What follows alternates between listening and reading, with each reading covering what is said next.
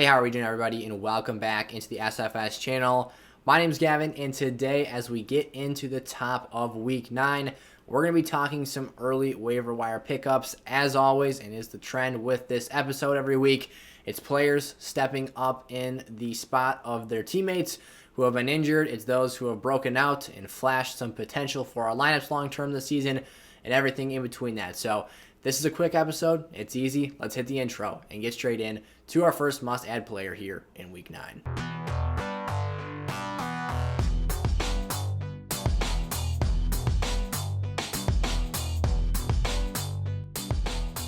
Alrighty, like we said in the intro, we're keeping today's episode quick, short, simple, and to the point, so we can get you all on your way to either another episode from the channel here today or whatever else you've got planned for yourself here on this Monday morning. So as per usual, though, if you've got questions about your fantasy leagues, you can drop those down in the comment section below, whether it's who you're dropping, who you're picking up this week, which players to prioritize over others for your individual teams. You can put those down there, and myself or Eric will try to get to as many of you as possible. We're pretty busy here in Week 9. This is one of our busiest weeks of the season just because of what we've got going on in our personal lives with schooling and all that stuff, but we will do our very best to respond to as many of you as possible. Our first must-add player this week is Jordan Howard. Basically, everyone is going to have the opportunity to try and go and add him here in Week 9. He's owned in under 1% of fantasy leagues, and leave it to Nick Sirianni in the Philadelphia Eagles offense to, as soon as their very talented and explosive running back, Miles Sanders, goes down with somewhat of a significant ankle sprain, you're now going to start running the football at a higher rate than you've done at any point previous this season. We saw the running backs actually be involved and actually have use in this matchup against the Detroit Lions. It was an absolute whopping of them from start to finish in that football game. But Jordan Howard, you could really put this either way. Boston Scott had a very impressive day as well. They were right around the same number of touches in that matchup. Both scored 2 touchdowns. Again, it was uncharted territory for this Philadelphia Eagles backfield. 12 carries, 57 yards, and 2 rushing touchdowns for Jordan Howard on the day. That's, again, back to the 4 total Philadelphia Eagles rushing touchdowns.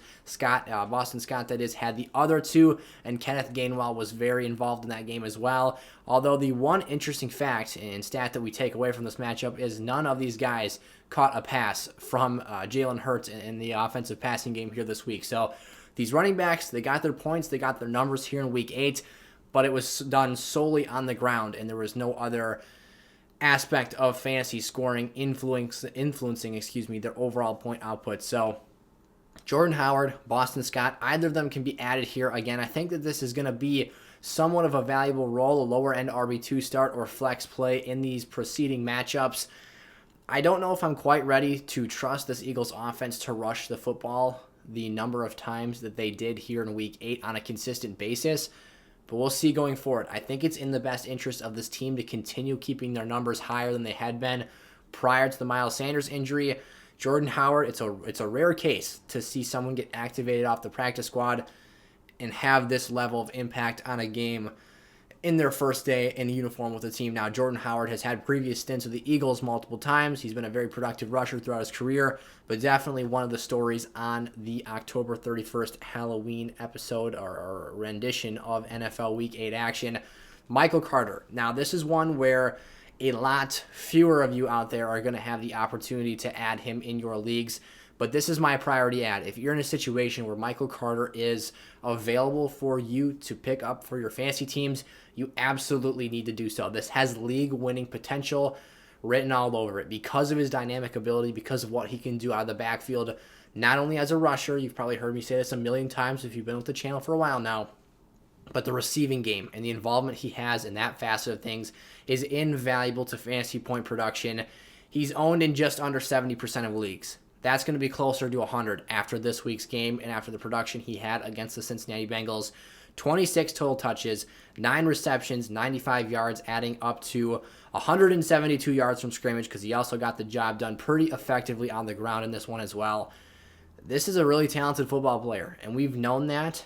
The issue has been consistent touches, finding enough room to run through the defense in terms of just getting the offensive zone blocking he needs in this Jets offense, and then him just learning and understanding how to read the gap and how to find the open hole that's been presented to him in the case that it is there, because again, this Jets offensive line has been, it would be nice to say that they were average for the large part of the season, but they've got young players up front.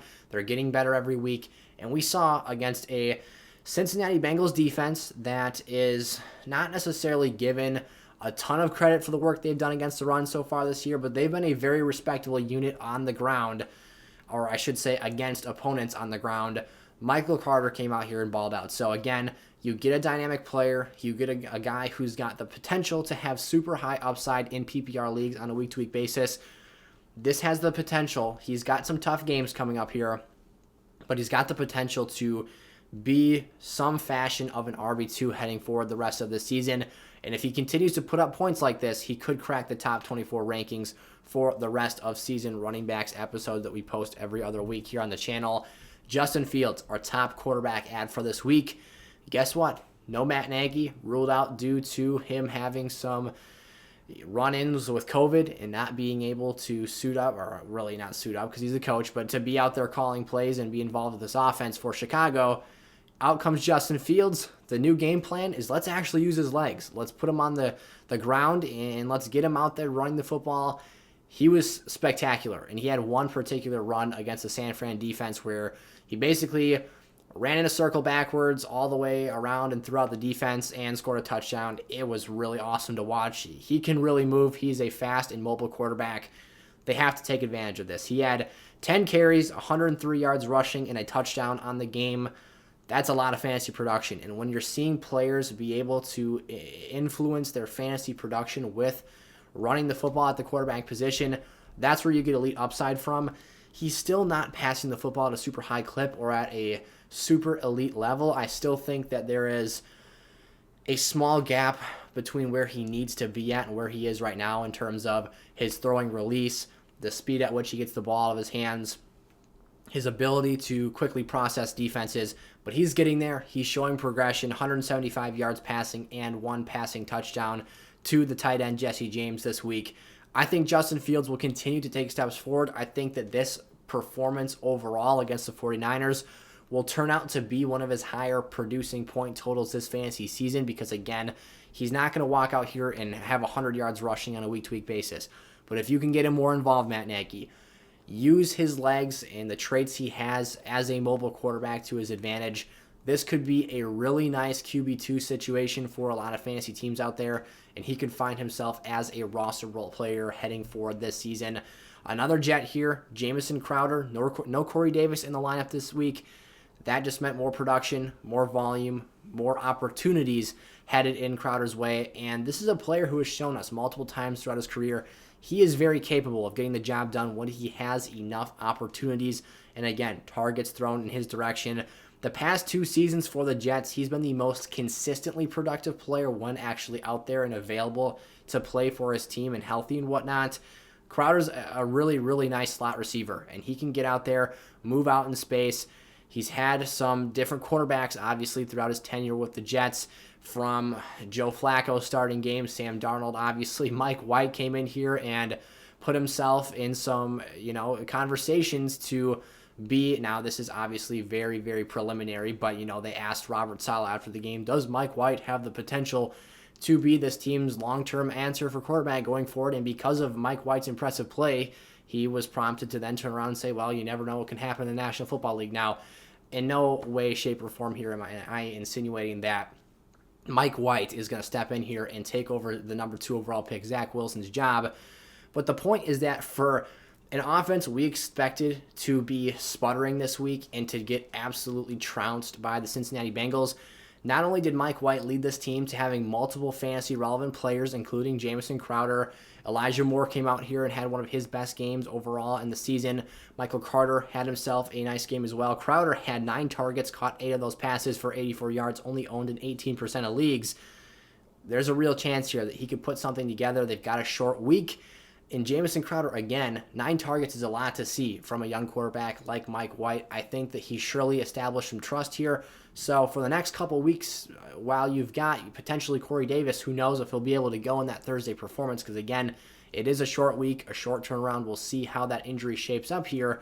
Crowder in PPR leagues is a potentially flex-worthy play or bench depth wide receiver option that can prove valuable to teams here over the next 3-4 week span, because we'll see eventually as Elijah Moore continues to progress in this offense, his role might expand a little bit and reduce Jamison Crowder's snaps and whatnot. We'll see how that plays out, because for a while this season, it looked like Crowder was going to be the odd man out, but now this is multiple productive fantasy outings we've seen from him.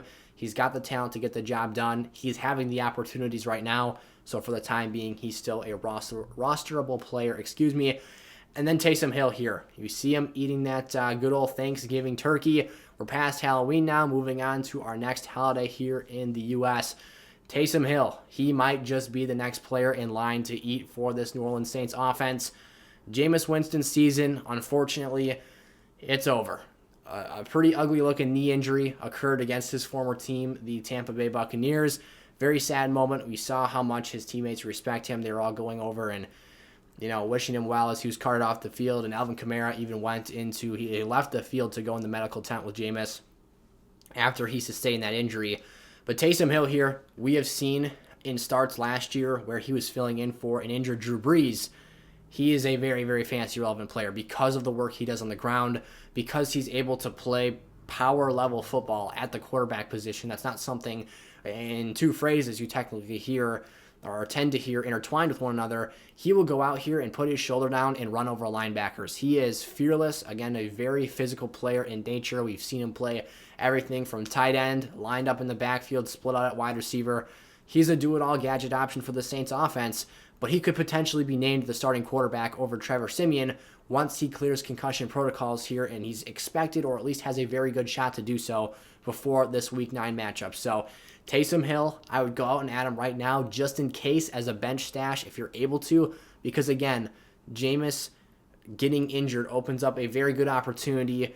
You've got Alvin Kamara stepping forward, and his role in the passing game has been growing here over the last 2-3 weeks now. You're seeing Traquan Smith start to redevelop a role in this offense. Marquez Callaway is still doing things here and there. And then you're getting Michael Thomas back inevitably and eventually some point this season. And that's expected to be in the very, very near future as well. So Taysom potentially has himself an arsenal of offensive weapons to throw the football to around him, in addition to his legs as his own asset there, and potentially punching in multiple scores per game as a rushing threat gives you a super nice upside at that quarterback position in standard scoring quarterback leagues. All right, those were 5 of our must-add players here in Week 9 for 2021 Fantasy Football. Again, let us know who's available in your league from this list or other intriguing players that might be out there for your individual situations. We're happy to help you figure out which players to let go of in your leagues. Again, as much time as we've got, we're going to be answering your guys' questions down in the comment section below. So thank you all so much for watching. If you're new around here, click that subscribe button and give today's video a like before you head on out. And we'll see you guys next time. Peace out.